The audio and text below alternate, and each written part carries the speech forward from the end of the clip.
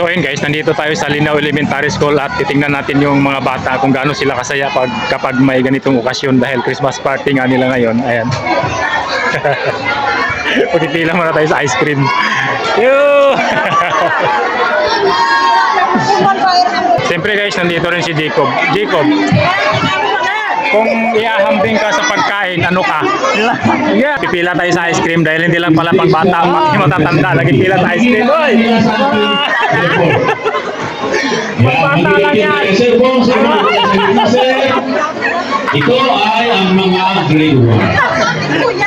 Mga matatanda guys, sila yung nauna sa pila. Siyempre, magpipila na rin tayo. Ito ang anak ko mula. Oh, tigda dalawa.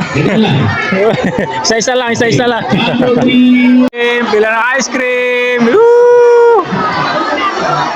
Ayan po. Naghintay po ako naman. Isa-isa lang, isa-isa lang.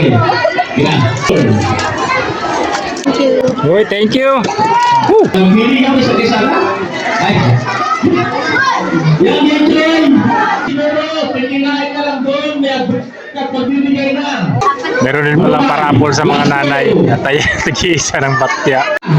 May medical mission sa simbahan natin sa sentro, Holy Cross Parish.